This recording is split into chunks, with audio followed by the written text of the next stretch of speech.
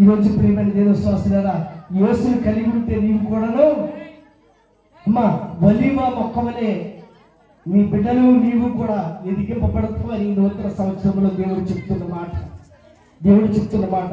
న్యాయాధిపతులు 9వ అధ్యాయం 9వ వచనంలో అంటాడు, చూడండి ఒకసారి, ఆ ఒలీవ చెట్ల గురించి చెప్తున్న మాట.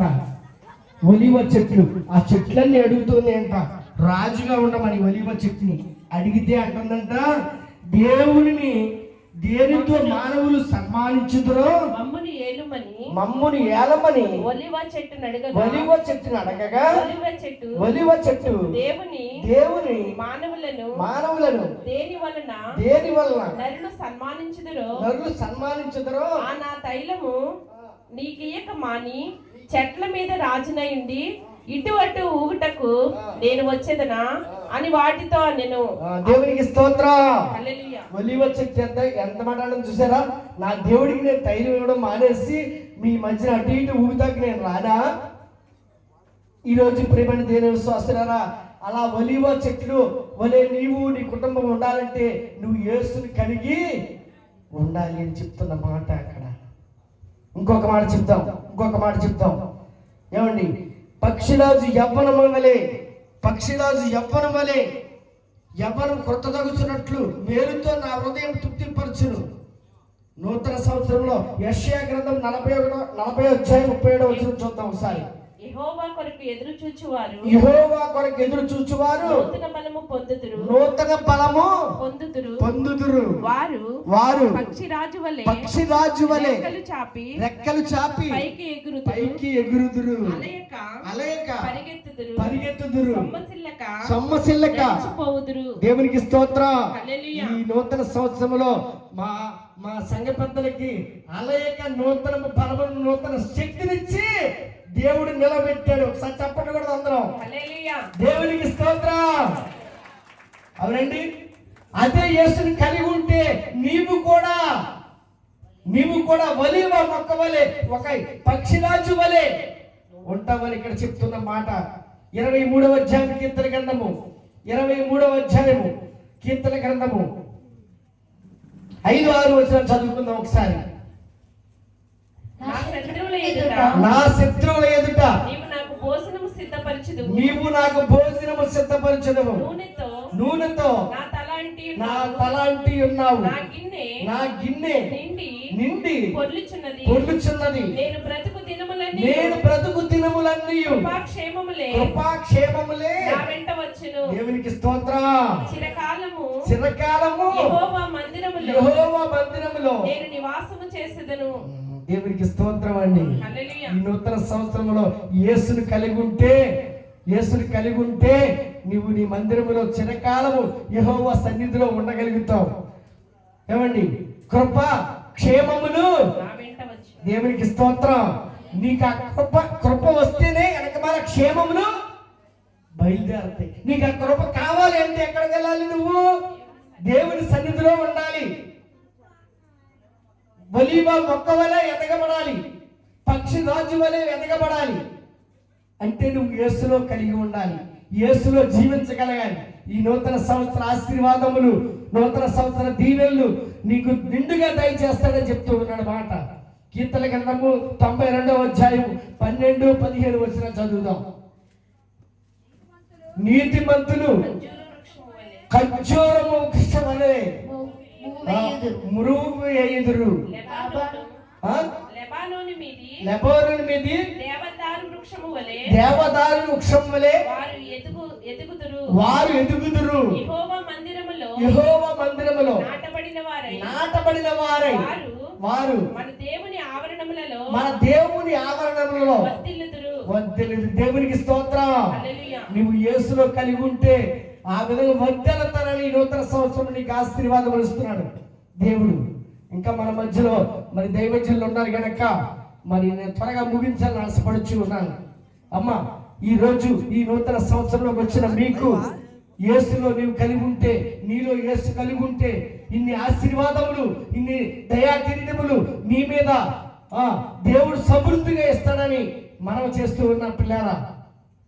అటువంటి ఆశీర్వాదములు మరి గతించిన సంవత్సరములు ఎన్ని ఇబ్బందులు పడినా, ఎన్ని ఇరుకులు పడినా, ఎన్ని సమస్యలు పడినా అన్నీ తొలగించి ఈ నూతన సంవత్సరంలో మరి ఎంత ఆనందాన్ని పంచిపెట్టిన మన తండ్రి అబ్రాహాము గారి కుటుంబాన్ని దేవుడు దీవించాడు, ఆస్వాదించాడు. ఒక ఒలీవ మొక్క వలె నిలవబెట్టాడు. దేవునికి స్తోత్రం.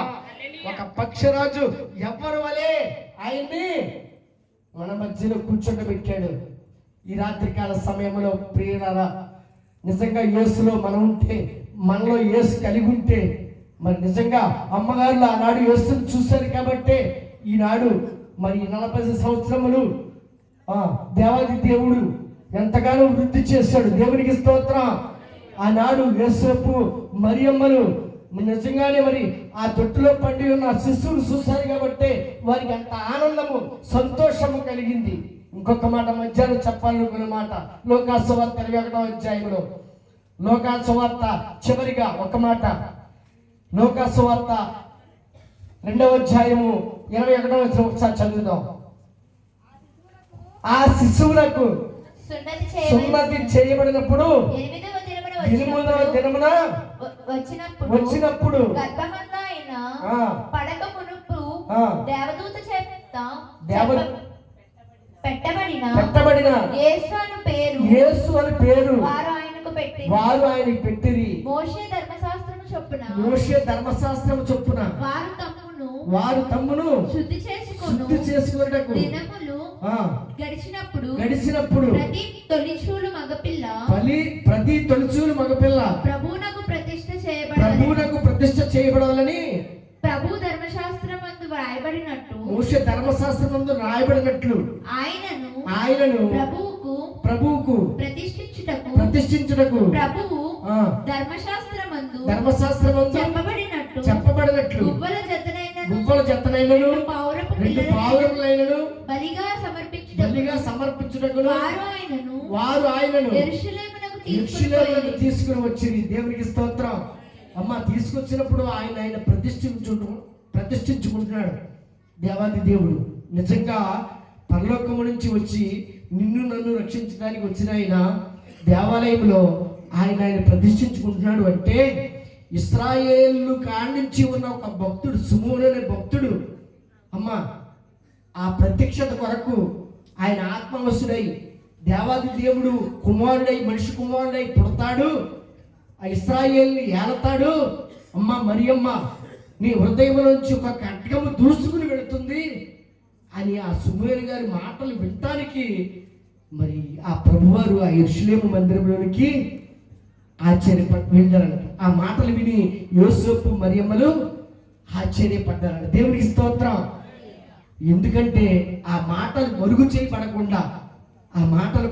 చేయబడకుండా యోసేపుకి మరియమ్మకి వినపెట్టడం కోసం ఆ సుమోను అనే భక్తుడిని అక్కడ దేవుడు నిలబెట్టాడు. ఇవాళ ప్రేమని దేవుని స్వాస్థులారా, గత సంవత్సరము చివరి రోజుల్లో మన సంఘపత్రైన అబ్రహాము గారికి అంత బలహీనత రావడానికి కారణము అంత బలహీనత, సాతాను పైబడి ఎన్నో ప్రయత్నాలు చేయడానికి కారణము ఈ నూతన సంవత్సరములో ఆయన ఇంకా మహిమపరచడానికి. దేవునికి స్తోత్రం.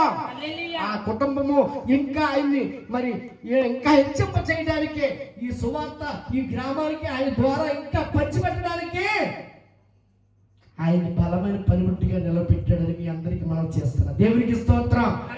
ఈరోజు ప్రేమ దేవుని శ్వాసులారా, యేసులో నీవు కలిగి ఉంటే, నీలో యేసు కలిగి ఉంటే నీకు రావాల్సిన దీవెన, ఆశీర్వాదములు, నూతన దయా కిరీటములు ఈ రోజు నువ్వు తీసుకున్న వాగ్దానం ఎత్తి నీ సన్నిధిలో ప్రార్థన చేస్తే ఆ వాగ్దానం ద్వారానే నీ కుటుంబం అంతా రక్షింపబడుతుందని ఈ యొక్క మాటలు, వాక్యముల ద్వారా మనం వినగలిగి ఉన్నాం. ప్రేమైన దేవుని స్వాస్థులారా, మరి నా వెనక దైవజనులు ఉన్నారు గనక మరి కొద్ది మాటలు దేవుడు దీవించి ఆస్వాదించి మరి అవకాశం ఇచ్చిన అయ్యగారులకి, అలాగనే మరి నూతన సంవత్సరంలో ఇలాగా నన్ను నిలబెట్టి మాట్లాడించిన దేవాది దేవునికి, మరి అవకాశం ఇచ్చిన సంఘ పెద్దల అబ్రహాం గారి కుటుంబానికి, విన్న మీ అందరికీ కూడా దేవాది దేవుడి దీవెనలు, ఆశీర్వాదములు దయచేయును గాక. మహోన్నతుడా, సర్వోన్నతుడా, నీ కృపగల నామం బట్టి నీకు వందనాలు, స్తోత్రాలు ప్రభువా. దీనదాసుని పెట్టుకున్న ప్రభువా, కొన్ని మాటలు వివరించి నీ బిడ్డల హృదయాల్లోనికి దయచేసినందుకు నీకు స్తోత్రాలు ప్రభువా. ఈ రాత్రికాల సమయంలో తండ్రి, కుమార, పరిశుద్ధాత్మలుగా ముగ్గురు ఇక్కడ ఉన్నాం ప్రభువా, నీకు వందనాలు. ముగ్గురు ద్వారా 3 వాక్యముల ద్వారా మాట్లాడించి నాయన వచ్చిన వారికి దీవెనకరంగా ఈ సువార్త పంచిపెడుతున్న కుటుంబానికి ఆశీర్వాదకరంగా దయచేయమని, మేలుడు దయచేయమని మా కొరకు బాలుడుగా వచ్చిన యేసుక్రీస్తు పరిశుద్ధ నామమును అడిగి వేడుకొనుచున్నాను తండ్రి. ఆమేన్. అందరికీ మరణాత.